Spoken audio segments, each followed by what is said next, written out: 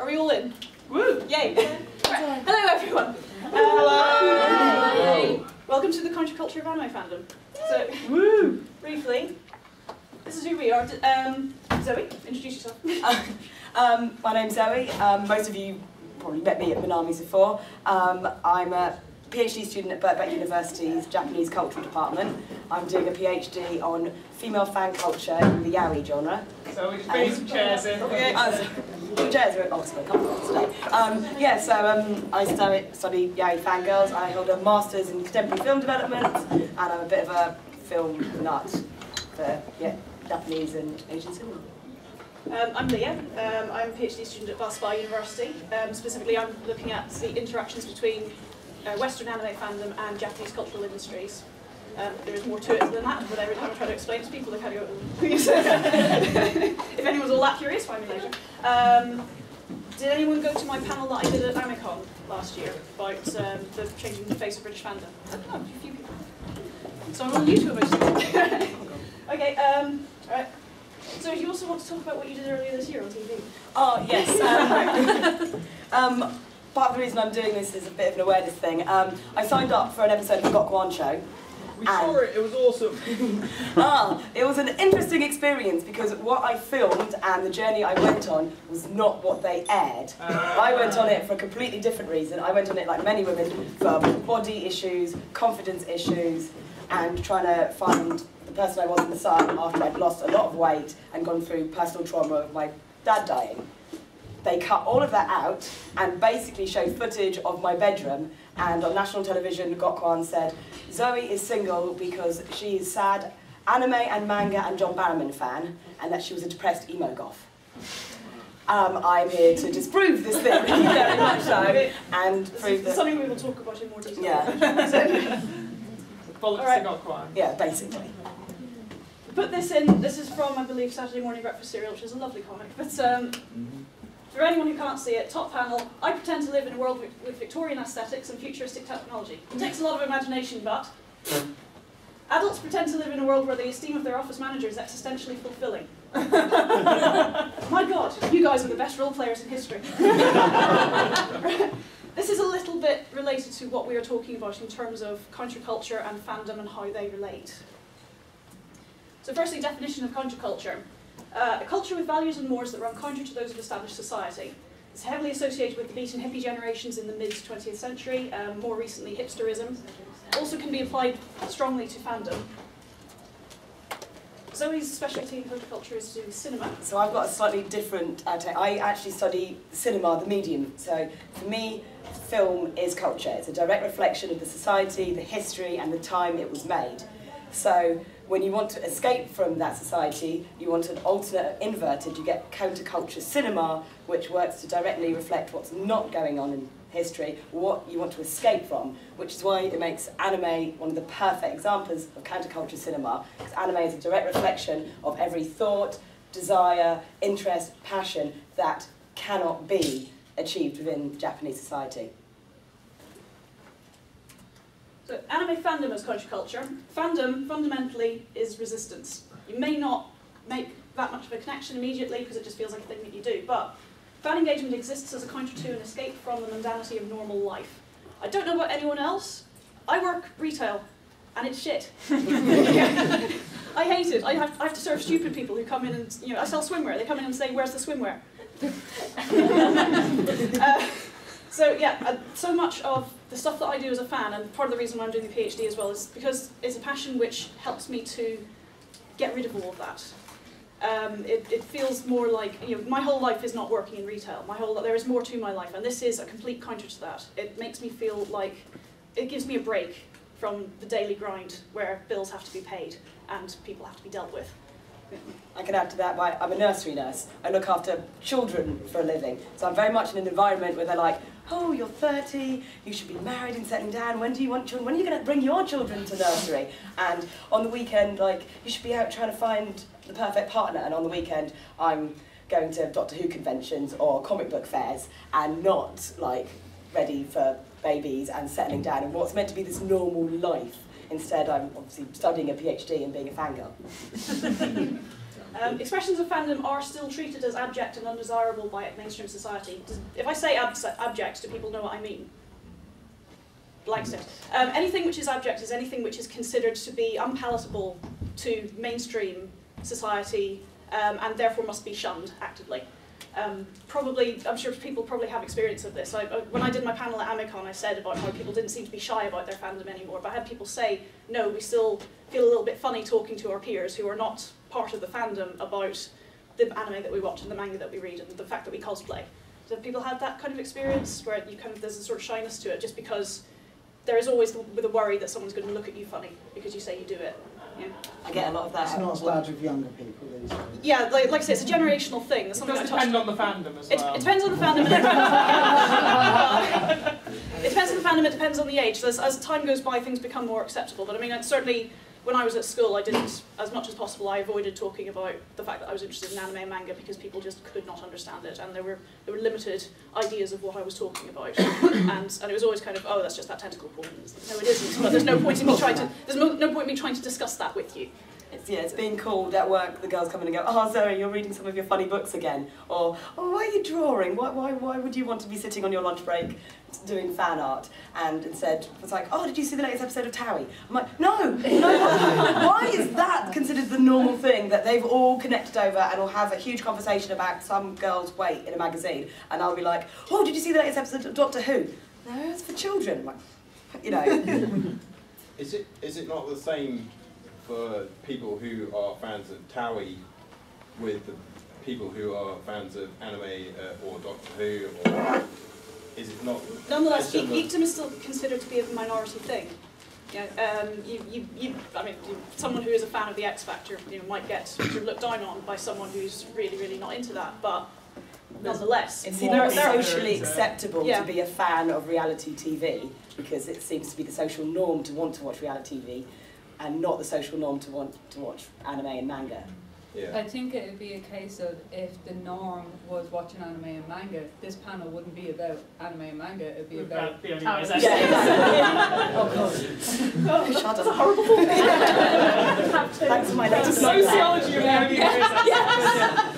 Don't joke, it's been done, I'm sure. Anime represents a perverted, more desirable view of culture and society, which is probably part of the reason that it appeals to us. Would you say that? Yeah, definitely. Yeah, the reason I enjoy anime is because it caters for all the things that are aren't represented in my normal life. I mean, we all know that I'm a huge yaoi fangirl. It's not like, pretty Japanese boys are going to be making out in front of my nursery. So I have to go and buy a book or a DVD about it. When I mentioned abjection of fan culture, these are some recent UK-based examples of cases where people have kind of gone, geeks, they're funny. Toon Army, the Sunday Telegraph article about IR Evolution and cosplay, which was that one. Yeah, that was funny. I read it and I just kind of thought, I'm sure that the reporter that went to do this was basically given the brief of there's this convention and people are going to wear funny clothes. Go and talk about how funny they are. Apparently she's an awful person anyway. Maybe, but it was... I heard Cheats horse.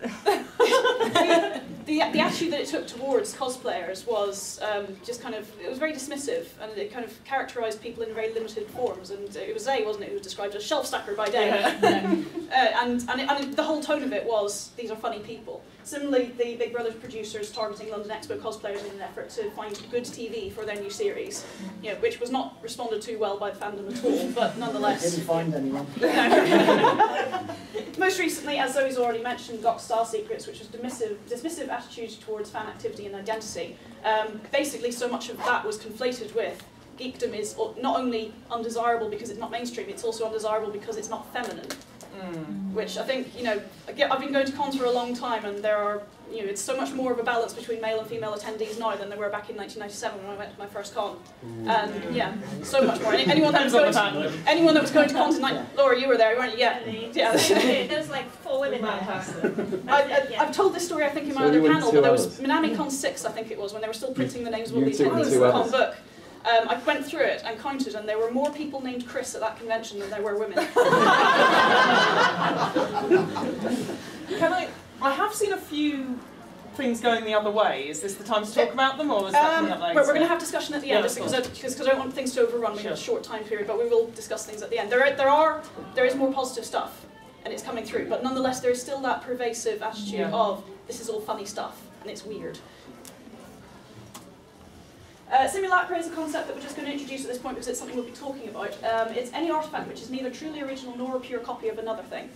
Fan activity often involves the production, distribution and consumption of simulacra in one form or another. This is, if you do fan art, it can look very much like the original character design, but yet it's not being done by the original artist. It is neither original nor a copy in the truest sense of the word. An awful lot of fan... as evident. A lot of fan-produced things class as this.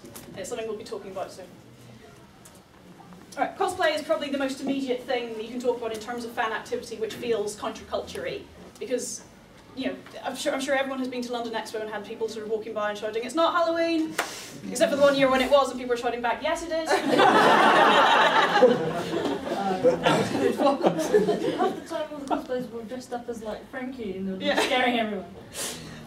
Because it's the most visually striking aspect of fan activity, it's the easiest target for criticism from the mainstream, i.e. the Telegraph article, the way that Gok Wan behaved about your dresses.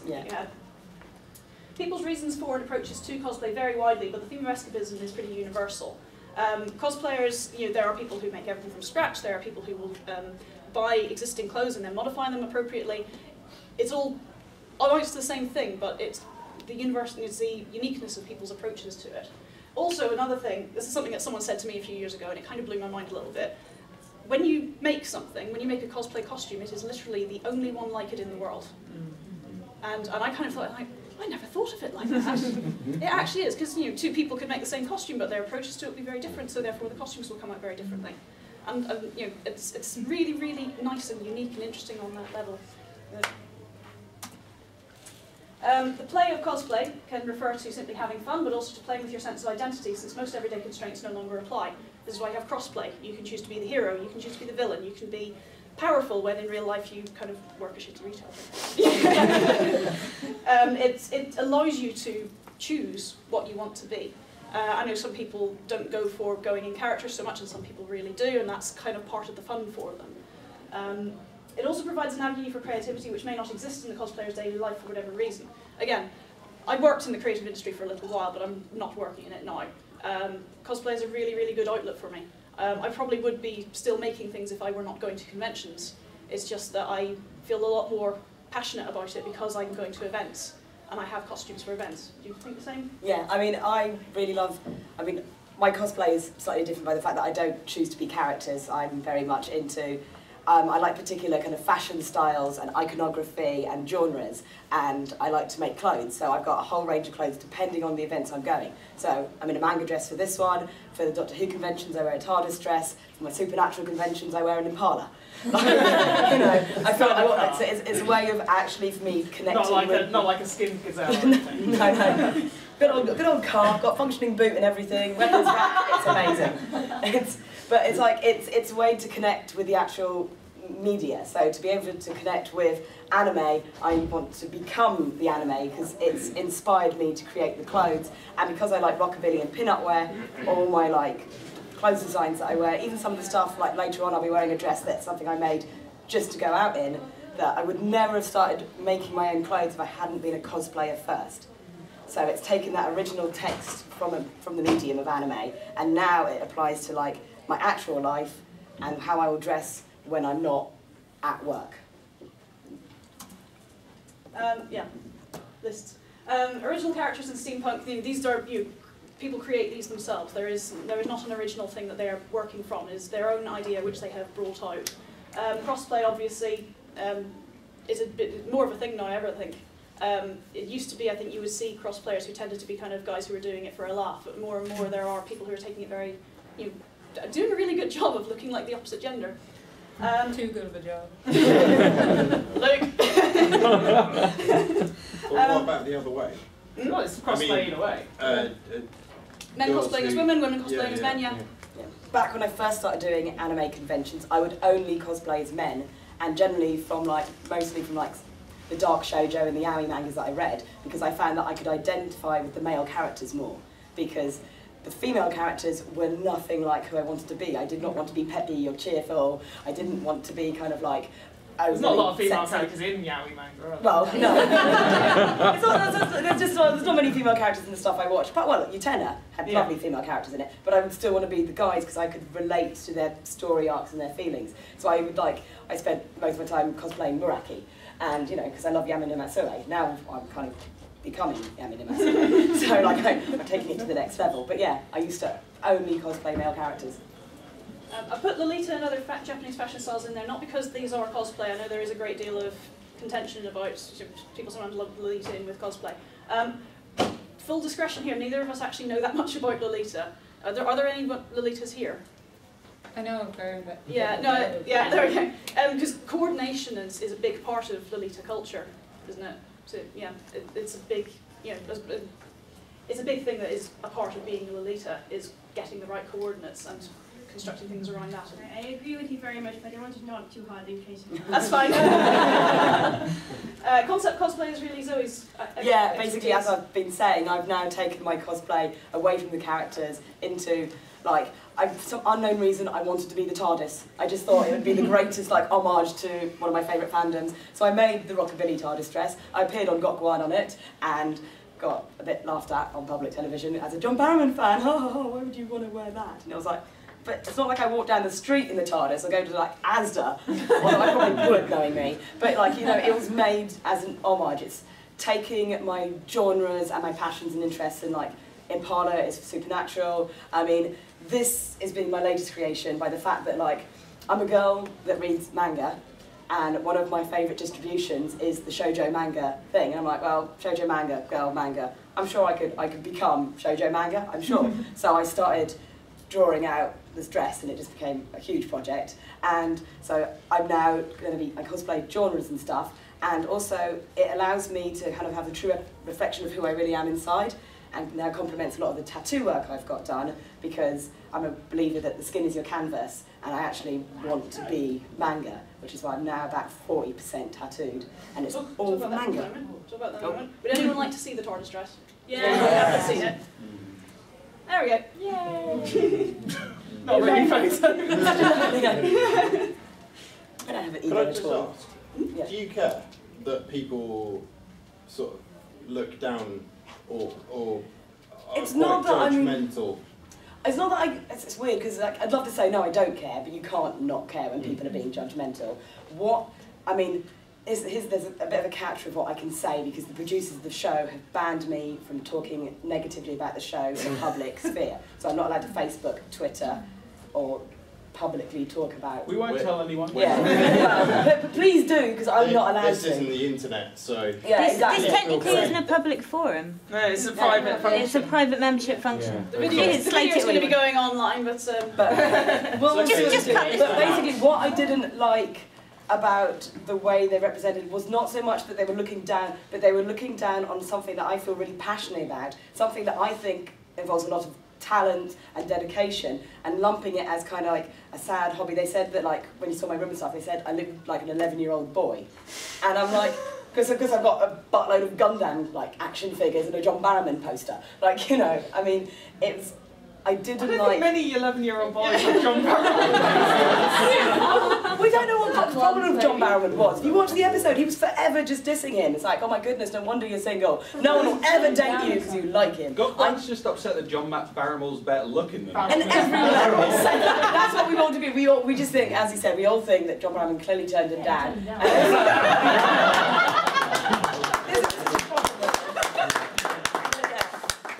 So it's the fact that, like, something that I see as a positive thing was inverted into something that was seen as a negative thing, and I didn't like the show judging what I thought was a passionate artistic hobby. It was the disingenuity of it as well, just because they did so much more about your weight issues and your, the fact that you were grieving when you were filming it, and then when the show came out, it was all edited into she's a geek and that's her problem. So, it's like you can sort of, you know, I don't necessarily care what people think about the fact that I cosplay. I don't tend to bring it up, but you know, if people find my photos online, it's just like, you know, yeah, it's a thing that I do. I'm not gonna, no point in me trying to deny it. So I don't necessarily care. But Do you bring it up at work? the guys that I work with know that I cosplay, just because the shop that I work in is really quiet. The shop I work in is really quiet, so we have to talk about something.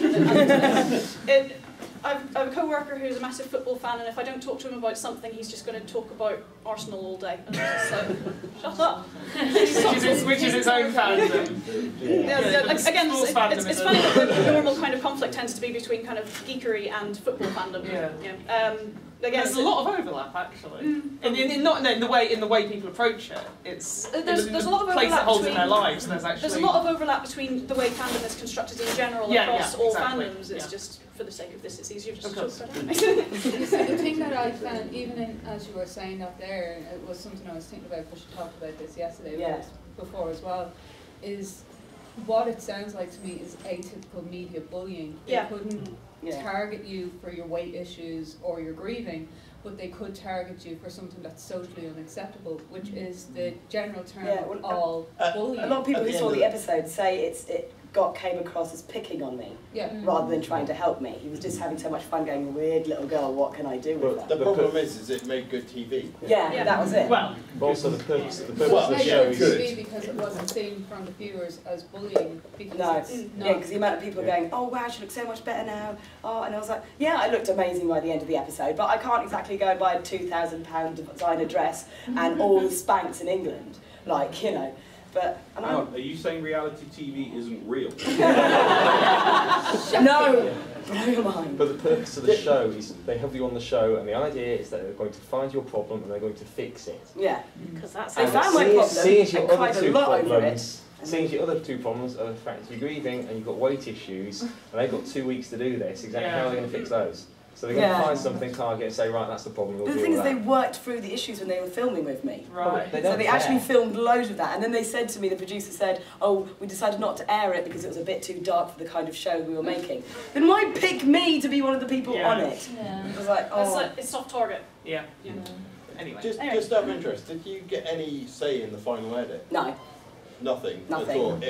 I watched it on TV the same time as everybody else watched it. Right. Okay. Because you were quite looking forward to seeing it. Yeah. Because I remember you talking about it before it aired, and being really enthusiastic about it, and then it came out, and I was watching it's actually worth writing to like the ombudsman and actually. It's too late now. It's too late now. There's 21 days I think you have to come from the original air date. Anyway, do you want to talk? No offence, but that's pretty fucking shitty. Yeah, it was pretty. Like, oh, goodbye. As I say, okay, so I was linking my my conceptual cosplay to my tattoo culture, which is every single one of my tattoos, bar one, comes from a manga, and so I am now taking like what is my counterculture and putting it on my physical skin to become the person I want to be, which is it is body modification because I'm changing my physical appearance to become more like the thing I'm passionate about, inspired by anime. And I know body modification goes so much further. There's people who get the surgery for the eyes. There's a lot of it. There's the dermals now, and so you can now even more so physically change yourself to represent. I mean, for me, it's my internal how I feel about it represented on the outside, and that's how I see body modification. There's still a kind of a squick reaction from a lot of people, depending on how extreme the body modification is. Some people are still a bit funny about tattoos, but then you could have. The news stories about so-and-so had their eyes done to look more like an anime character, and everyone kind of goes, oh my god, that's horrible, and it's also strange with tattoo culture that people are like, oh my god, your tattoos are amazing. They're like, oh, what are they from? Oh, they're from manga, and they kind of go, oh, as if oh, not quite as cool anymore because you've got geeky tattoos. And I'm like, have you seen them? They're very attractive pieces of artwork that just so happen to be from mangas. Just out of interest, what is your kind of counterculture tattoo that you said you had one that isn't? Fringe butterfly. The fringe butterfly. Right. So it's the eye catch from Fringe. It's a butterfly. Yeah. The reason I love it is because it's a butterfly. Because my tattoos, all of them have a butterfly in it, and all of them are linked to various animes that have Shinigami in it. And I know that the butterflies are the messengers between the Shinigami. So all my tattoos are linked by butterflies going into them. So the Fringe one just kind of also fit that. It's still a fandom TV series. Yeah. It's still a fandom tattoo. So it's still a fandom tattoo. Yeah, it's still a fandom tattoo. Okay. I mean, there's on body modification. You could say something as simple as fandom being the motivation for stuff seen as positive. It's losing weight, for example. Exactly. If you lose weight specifically for a specific cosplay, that's seen as positive by society. Yeah. Because losing weight is seen as a positive thing in our culture. So. That said, I mean, you see these stories about the American girls who want to look like anime characters, who they lose so much weight and they just look like skin and bone and have this sort of appearance that they. Yeah, I mean, with everything, it can go to extremes. The same thing could be said about Disney and Barbie in that sense as well. Yeah. People who remove their ribs so they can have the Barbie doll figure. Is that actually true? Yeah. No, it's true. Didn't share I know, like last year for a little while, it seemed like every week there was a new living doll being talked about in, you know, sort of, and you know, because there was Dakota Rose and Venus Angelic, and you know, and it's linked into the net idols, which I still think the net idols are a very strange thing. It's just sort of teenage girl sits in front of her camera, stares at it for a bit. That's my thing. We're living in the future. I don't like about them, a lot of them isn't even body modification, it's actually photo manipulation to make it look like they actually look like in real life, which is giving false aspirations to people who want to look like them. I've seen that Russian girl though, and there's no way she. But I mean, she's had some kind of surgery. That's present throughout the fashion industry. That's in no way unique. So it's not unique to anime fandom when people go to that extreme, but it is a sort of a peculiar thing. Anyway. Was there something else you were going to talk about related to this? I don't think so. No. This is a big tattoo on Zoe's back. Do you want to... Oh yeah. So for a start, does anybody know what my tattoos are from? It'd be easier to ask rather than anyone. Oh no. There's bleach in there somewhere. Yeah, there's bleach. There's Hello Ichigo's mask and a butterfly. The mask from Code Geass that Lelouch owns as a butterfly. Death Note. And this one is the XXX Holic light novel, the cover for it. It's Yoko's Magic Summoning Circle. And so everything is pretty much wings and magic and a hell of a lot of clamp, which is my favourite. And yeah, so it's kind of like, it's all like, my next one in April will be going in here, which will be a Jijoku Shoujo based tattoo, because I like, it's all the mythology and all kind of that stuff, slowly kind of, so I will be physically representing my favourite genres. What over me? Do you have a point where you think you'll have had enough tattoos? When I don't have any more money. You don't have enough room. So. Yeah, basically, when I run out of body. I mean, I don't plan on doing 100%. I wanted to get to 50%, but it turns out I got like that much done pretty damn quick. Only like, is that 2 years worth of tattooing? So I'm like, oh, okay, so getting to 50% is going to be completed by like the end of this year. And that's when you can have a baby, so you can... Oh yeah, exactly, yeah. You know what, yeah, by the time I'm 31 I can pop out my babies and become mainstream. I'm like... Can I ask, how long did that take to get done?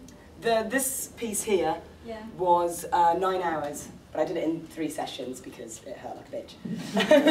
And after 3 hours your skin gets so red and raw that you're just like, no. Yeah, I can't sit here anymore. I'm going to go mental.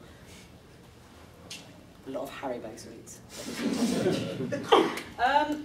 The 2 things that we've discussed now are kind of, they're a little bit individualistic. I mean, cosplay is a social thing because we come to conventions and we cosplay, as a bunch of us, but it's something that you can theoretically do in a bubble.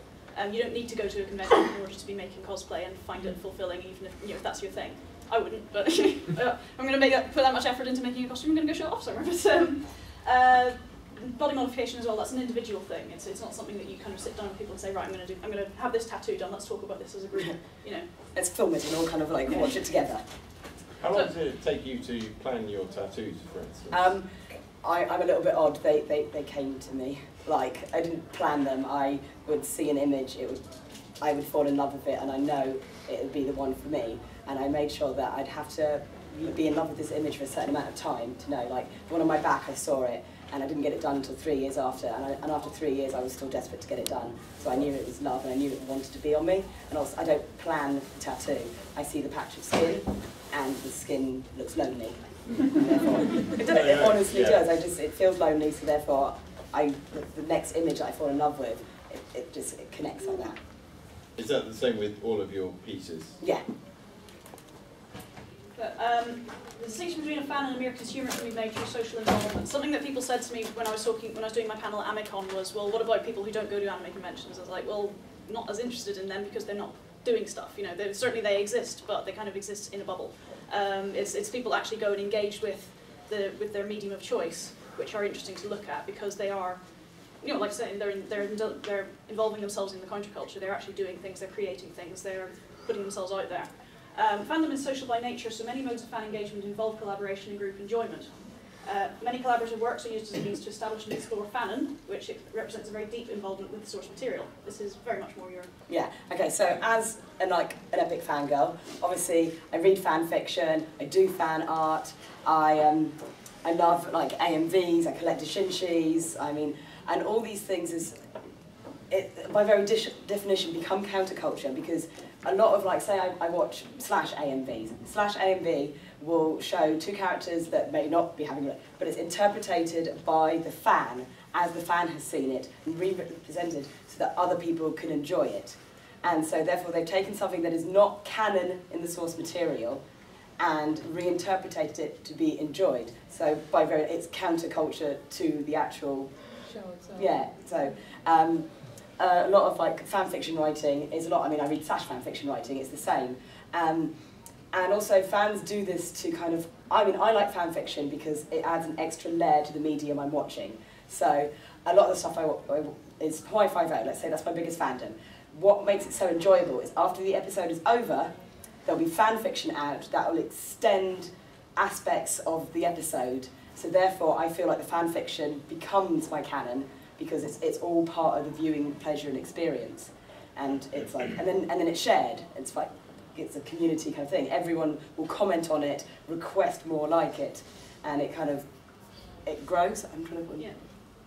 Yeah. You end up with shipping wars or something. Yeah. A perfect example is from the original Avatar series, Avatar: The Last Airbender. Yeah. You had the huge shipping war between Zutara and Katara fangirls. Yeah. And Aang and Katara fangirls, and it got so much that actually influenced the show itself, where the creators were aware of it. Yeah, it's really interesting how way fandom and the fan fiction, fanon stuff has evolved.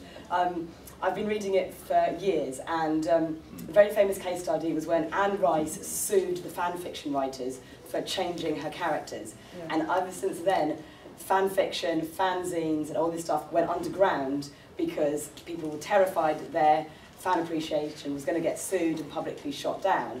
But now it's evolved to the stage where fan fiction and these things that are canon in the fandoms have become so popular, they're now being sourced and referenced back in the TV shows. So the amount of us that watch Supernatural, and like by the time it's got to this series, they've clearly been reading the fan fiction because all of a sudden, like, you know, Dean and Cass are hugging, and they would never have hugged before. And you clearly know, like, wait, do you know what the fangirls will need? They need a Destiel moment. They need to stand there and stare at each other for a few minutes longer than possibly needed. So the fangirls are going to go. There was an episode in Supernatural where they were reading a fanfic about themselves. Going, yes. Don't they know brothers? Yeah. It's like, I mean, it's amazing how the fan community is now inspiring the source material, and which is wonderful. And it's harder and harder not to acknowledge it, I think. Yeah. Because the internet is such a pervasive thing. Everyone uses the internet. It's completely unavoidable. And it's not only that, it's keeping your consumers happy. It's a that as well, principle. But because it's so much easier now to, if you have an opinion on something, to make it public, because there is no kind of gatekeeper on Twitter.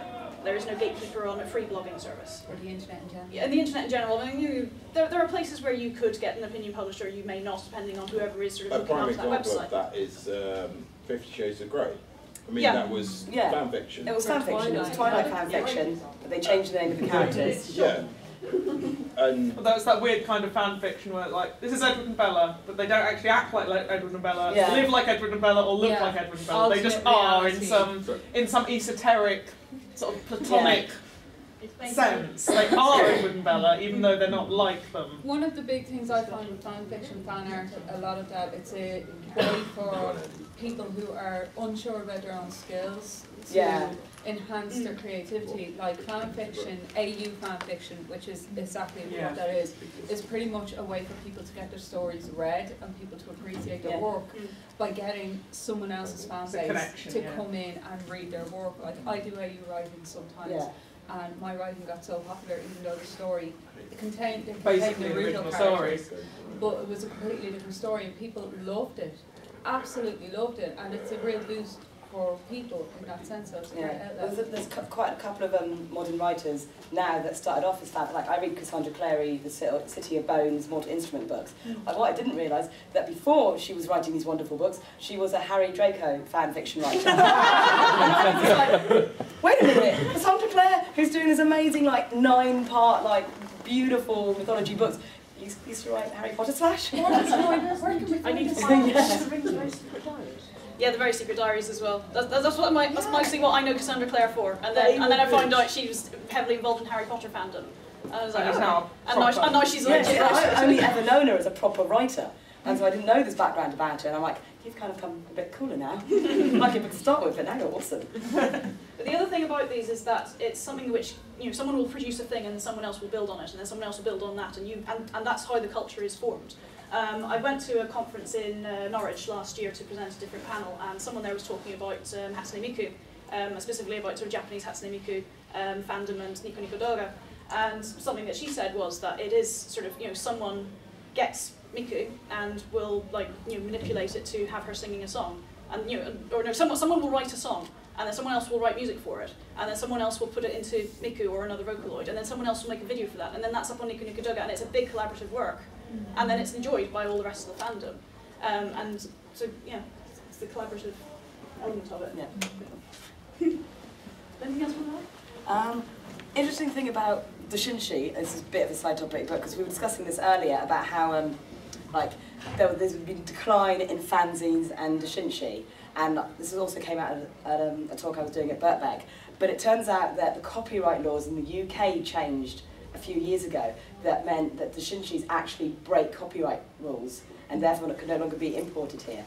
So this beautiful kind of representation and this added bit of the fan culture is no longer available to us. There's even sort of home-produced stuff, because back in the day I remember you went to the dealer's room and there were fanzines and fan manga everywhere, and now it's kind of just a little bit of it, and it's like they've all kind of disappeared. And my theory was that it was because it's easier and it's cheaper to put things on websites, and people can get them for free then.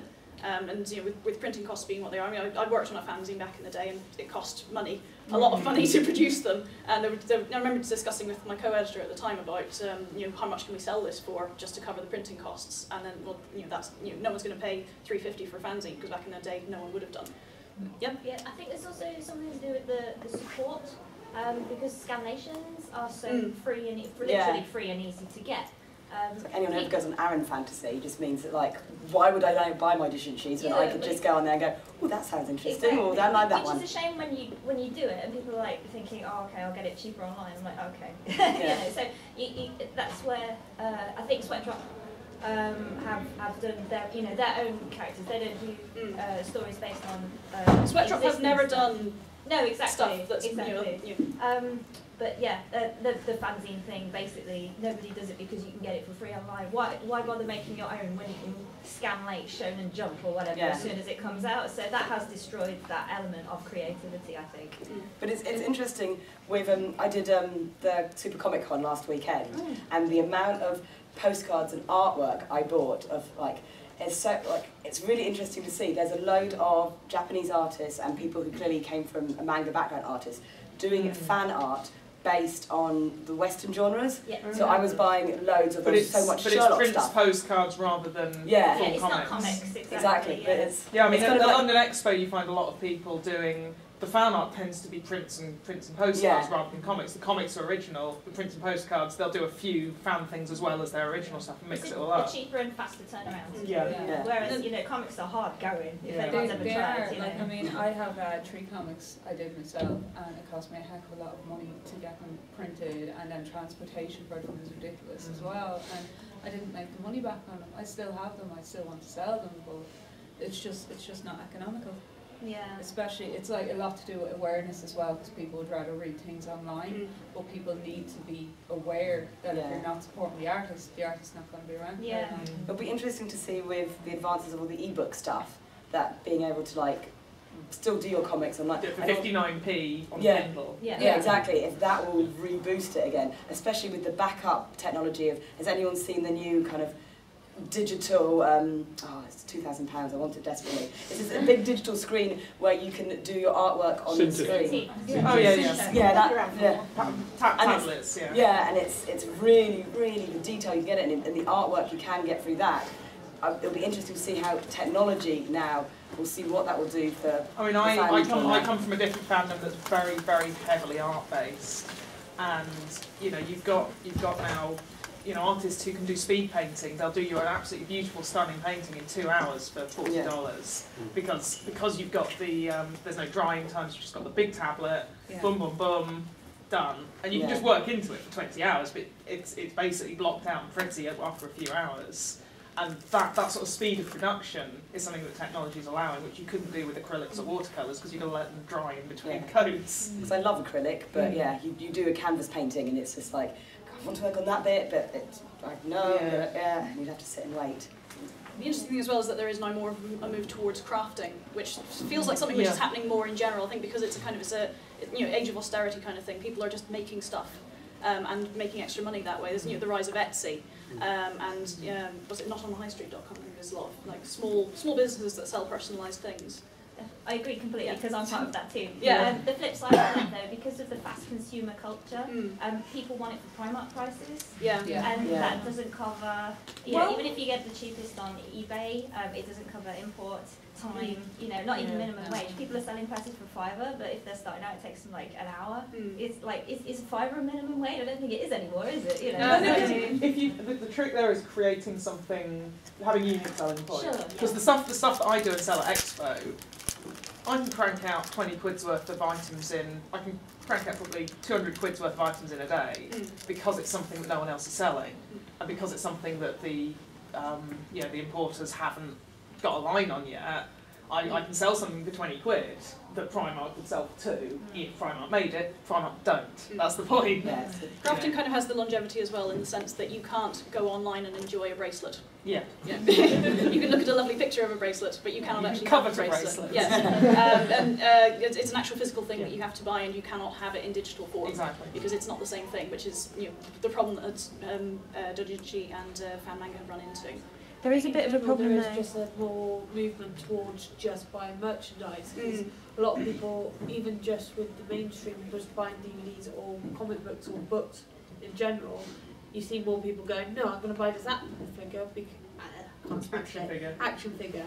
because I can have that and I can't have that on the computer, but everything else I can. So. But what you do find actually is I know people who make comics and they don't make money on the comics, they make money on the merch, and that is a way of, if you're doing it as a business, if you've got reasonable readership, a few t-shirts and bits and pieces, and prints and that sort of thing. Totally. Like if you're a musician, no one's you make your money by touring on your merch. Everyone's downloaded your songs already, so you're not going to make your money off your CD. But I think being, you can either fight that or you can be aware of it and work with it, because you're never going to stop piracy. You can persuade some people not to pirate, and that's always nice, but for the most part, go with the flow and try and work with what the world is like rather than what you'd like it to be like. In that, it's actually a good thing for the industries now to try and encourage fan fiction and things like that because it's getting it out to the wider market. It's like, oh, I read this fan fiction about that. Oh, I never heard that. What's it about? Oh, you should go watch the show. Also creates a pressure group for when a network's trying to cancel. They probably don't want. Isn't all that perceived value as well? Sorry? Isn't all that a matter of perceived value? Well. Perceived value, Again, it was what Laura was saying about people want nice things at Primark prices. There's a disconnect between how much it's actually worth in the sense that this is what it cost me, in terms of time and materials to make this, and how What I mean is, even in the matter of actually adding value to what you're actually offering, because I see some people putting a lot of money into Kickstarter or other projects. For instance, I saw a guy putting $100, loads of guys putting $100 to get a particular game done, and when they could actually, once their game was released, they could buy for 20. And Kickstarter's actually very interesting because, like the big Homestuck Kickstarter, the amount of merch that you got for your $1,500 donation was not $1,500 worth of merch because the whole point was it's a donation with a little bit of an incentive rather than just selling merch. With Kickstarter though, half of what you're buying is not the product, half of what you're buying is that you helped make that. Oh, absolutely. I mean, it depends on the Kickstarter. Some of them sell for effectively retail, some of them are just saying, look, you're getting this as a bonus, but basically you're giving us £1,000 as a present and you can have a little plush, Senator Lemon snout or whatever. Yeah, plush is cool. Oh yeah, absolutely. But yeah, I think no one's under the illusion that that is a $1,000 plushie. They're going, it's a nice plushie and some badges and some stickers, but basically I'm donating to the game because I want to see it made and I want to see it succeed. Yeah. And my name will be in the book. Yeah. And we're getting a cat cafe in London thanks to this, so I'm yes! happy. Who contributed? No, it was the last couple of hours. Yeah, I was sort of looking at it going, they're not going to make it, they're not going to make it. Ooh! Where did they end up? Standard 108, where did they end up? I can't remember now, but it was well over 108. Never underestimate the power of cats on the internet. Oh yeah.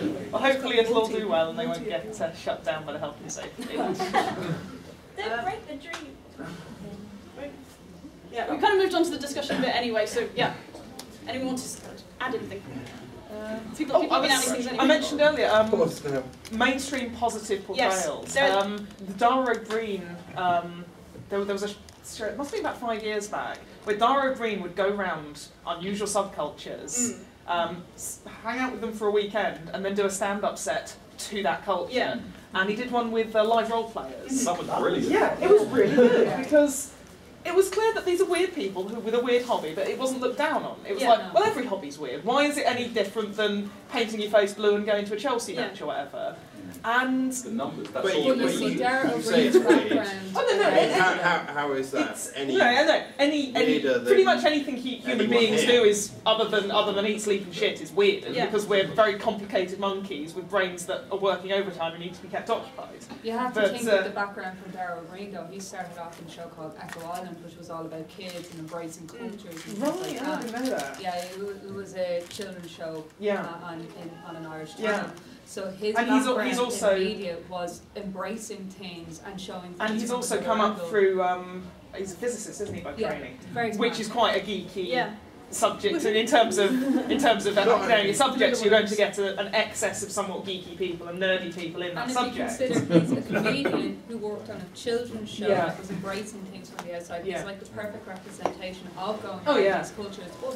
But anyway, the set that he did at the end and the time he spent there, it was any time that he was taking the piss out of LARPers, it was in ways that they did themselves and appreciated it. It wasn't going, you guys are stupid. It's like, we're just weird, aren't we? We're pretending to be goblins. That is awesome. You know, I went to a pub and had some mead with an elf. But in a very respectful way, in the same way that culture, because the anime subculture laughs at itself a lot. I think there is a sort of perception from the outside. I think there is this perception that subcultures don't laugh at themselves, and therefore, rather than trying to actually kind of embrace them and find ways that they can, I mean, you've seen the pony costumes that are just like a Zentai suit and a horse mask. Yeah, the little painted white with house paint. Pretty much, if mainstream media want to cover fandom, they have two options for going about it. One is to do the going and looking at it objectively and kind of celebrating it. Yeah. And I have seen footage like that. The BBC's been very good about that recently. There was a woman's hour actually where they interviewed a cosplayer.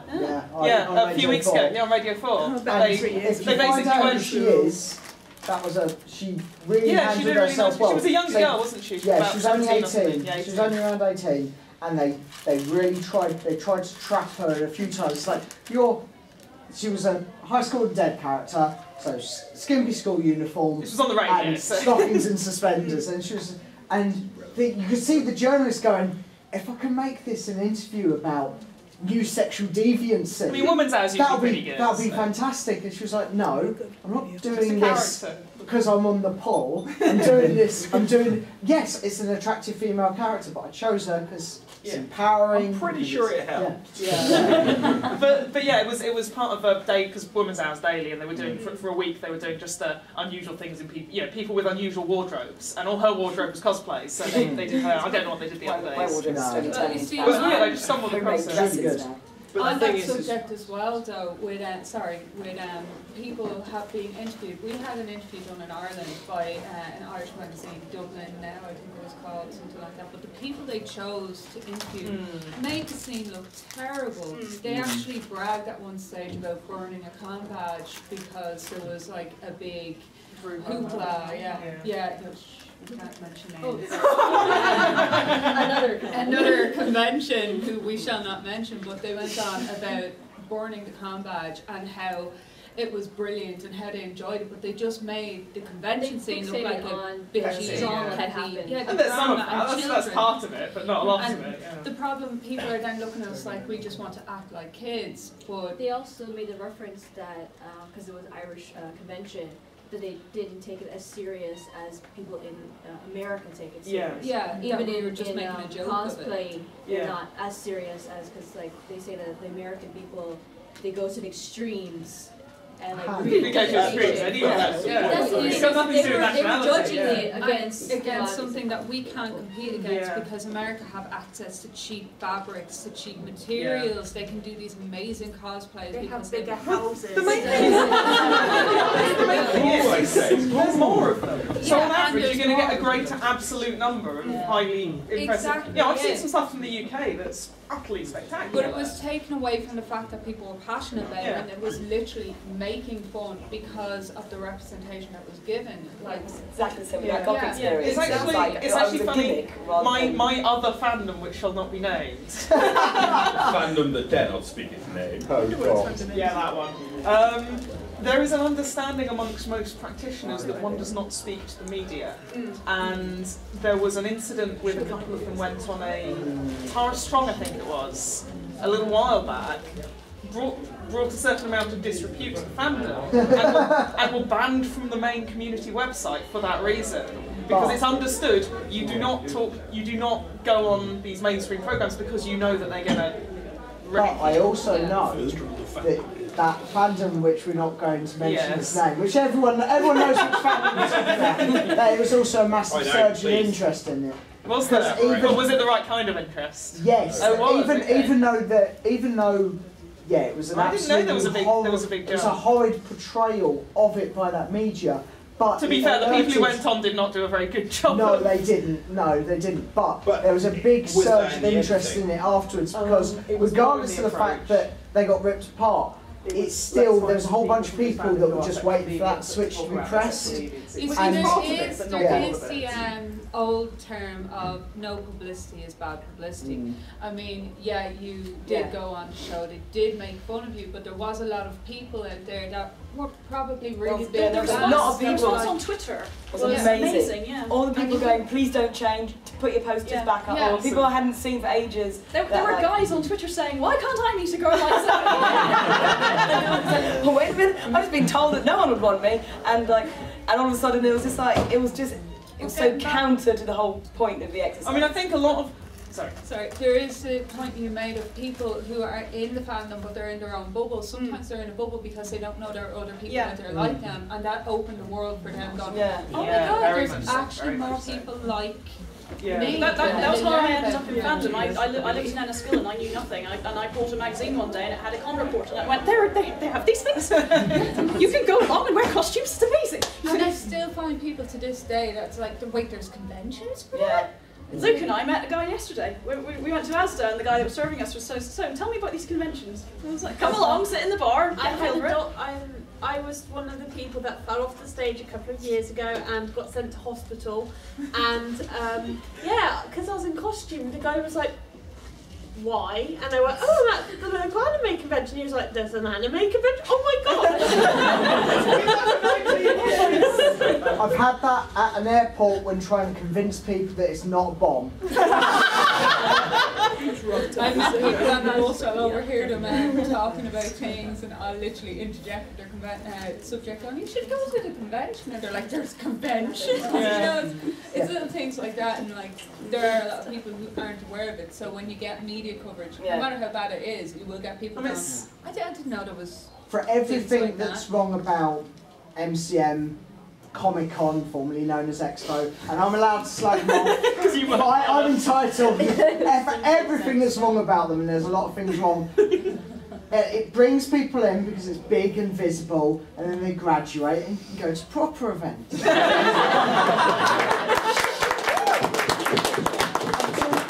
their credit, Brian runs it. That's actually me quoting him.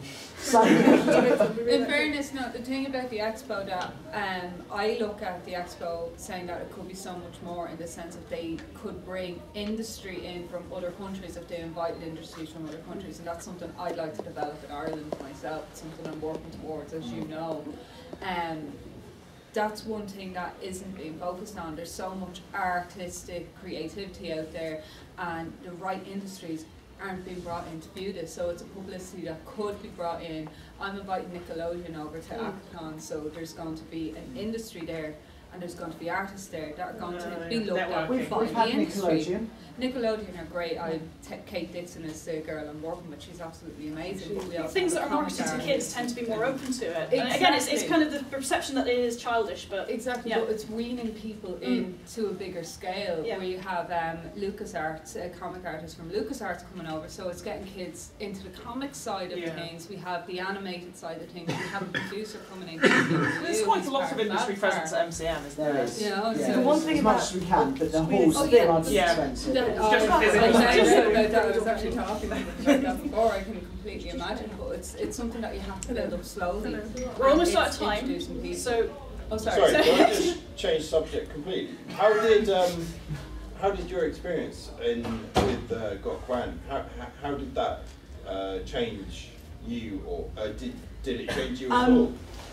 In some ways, yes, but not the ways. I mean, one thing it did for me, it was the fact that, like, okay, so at the point when I did the show, I had gone through quite a bit, but I'd lost 30 kilos, but I hadn't equated my new size to my new size, so I still looked in the mirror and saw size 18, didn't see the size 12.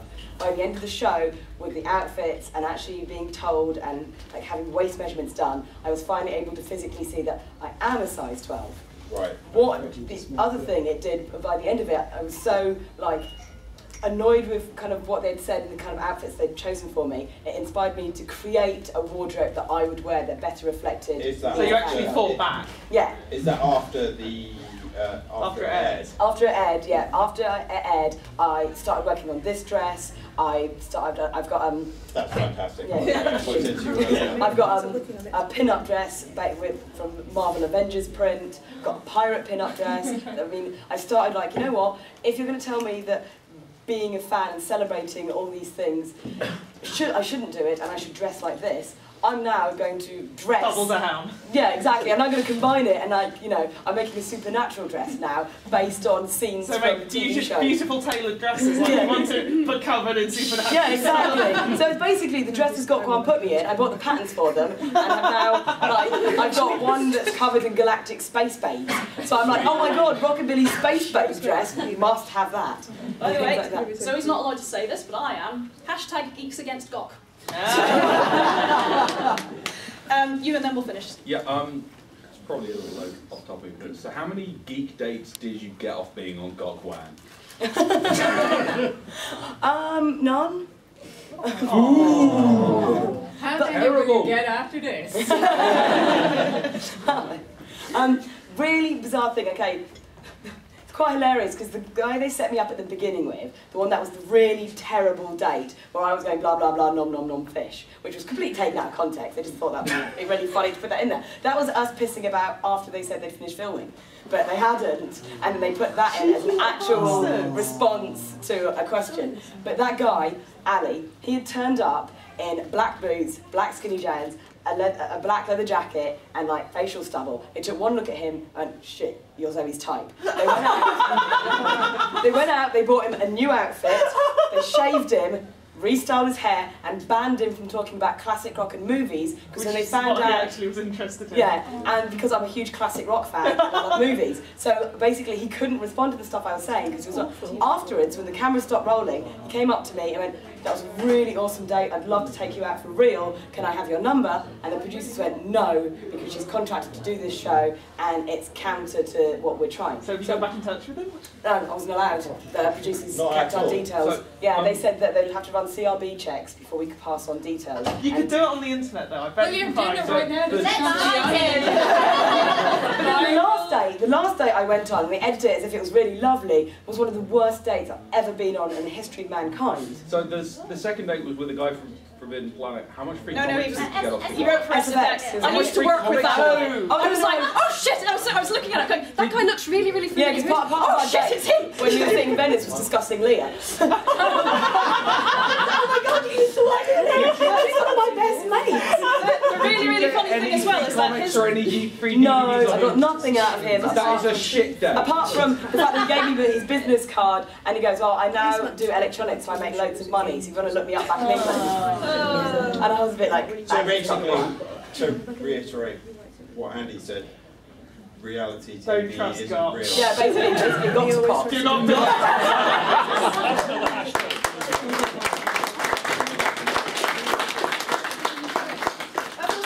It's finished. Thank you all for coming. I hope you've enjoyed it.